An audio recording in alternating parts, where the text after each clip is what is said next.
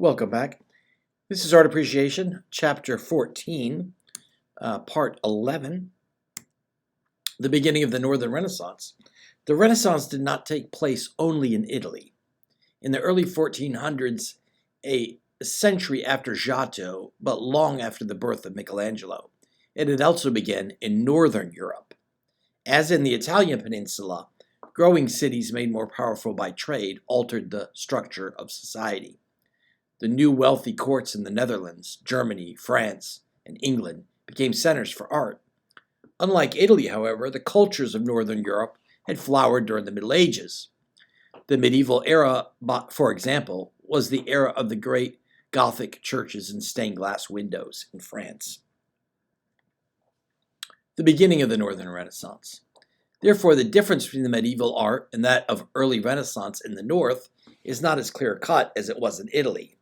However, during the 15th and 16th centuries, with commerce on the rise between Northern and Southern Europe, the ideas of the Northern Italian Renaissance began to gradually assimilate in the North.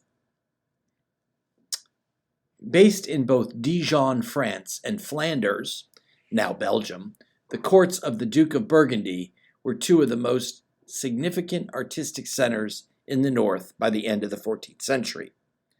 This French duke had inherited the Netherlands, one of the most prosperous lands in Northern Europe, from his father, the king. By the end of the Renaissance, the Netherlands would replace Florence as the center of European finance. The French felt that artists of the Netherlands were the best in Europe. Therefore, it is not surprising that in 1395, Philip the Bold, the Duke of Burgundy, sent for the Flemish artist Claus Sluiter to design a huge crucifixion for a church in the capital of Dijon. Ordinarily 25 feet tall, the statue's base is all that remains intact. Today it is called the Well of Moses because it was originally placed over a fountain. It is an extraordinarily naturalistic sculpture, with life-size portraits of individuals who seem only to be leaning against the backgrounds temporarily. The Old Testament prophets Moses, David, Jeremiah, Zechariah, Daniel, and Isaiah look as if they're about to leave the fountain, walk into the congregation, and begin to preach. Notice how the heavy cloth of Moses' robes is held to his waist by a precisely delineated belt. As realistic as the statues seem today, originally they were even more so, because they were not bare stone, but painted. Moses wore a blue robe with a golden lining. Jeremiah even had on a pair of metal spectacles. Another Flemish artist, Jan van Eyck, was the favorite artist of later Duke of Burgundy, Philip the Good. Although we do not know much about this artist's life, his sober, realistic style was most likely influenced by Sluiter's. Like Sluiter, he lived in Brussels, but also traveled widely as a diplomat of the Duke. While the Italian Renaissance artists like Leonardo da Vinci were pursuing naturalism with the technique of sfumato light, Van Eyck used a different approach to reach a similar goal.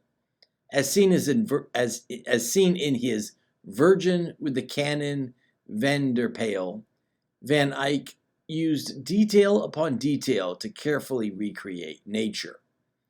This obsession with detail is common in Northern Renaissance painting, and one of the clearest ways to differentiate it from the art of the South. If the painting is concerned with the beautiful surface of things, then it is most likely from the North. Giovanni Arnolfini and His Bride is Jan van Eyck's most famous work and is evidence of a growing trade between Northern and Southern Europe. It depicts the marriage ceremony between an extremely wealthy Florentine banker who lives in Flanders and the daughter of a rich Flemish family.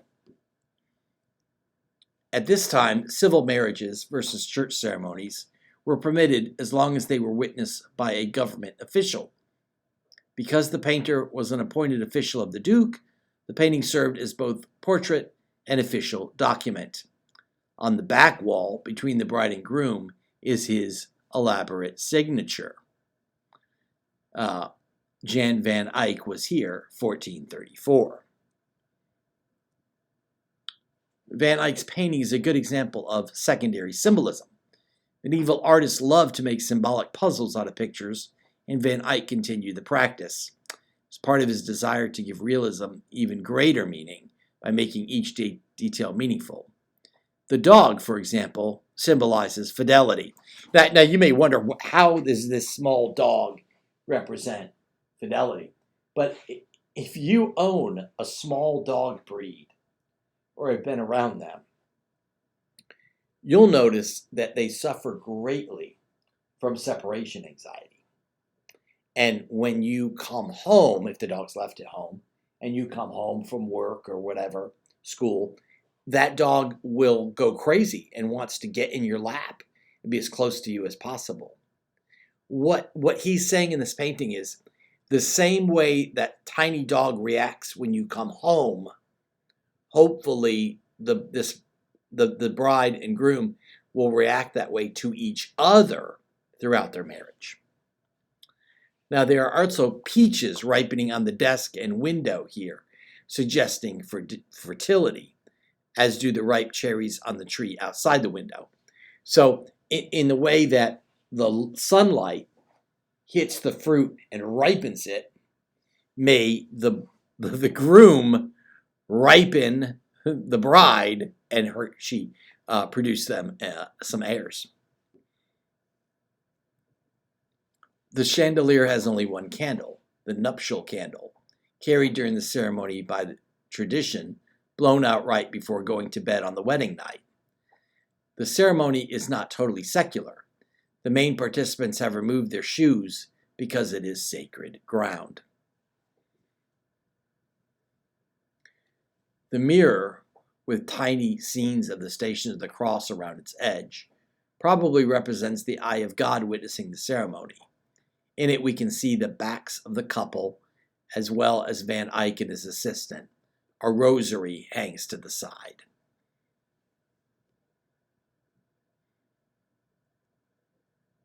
The entire scene, while very naturalistic, symbolizes the holy sacrament of marriage.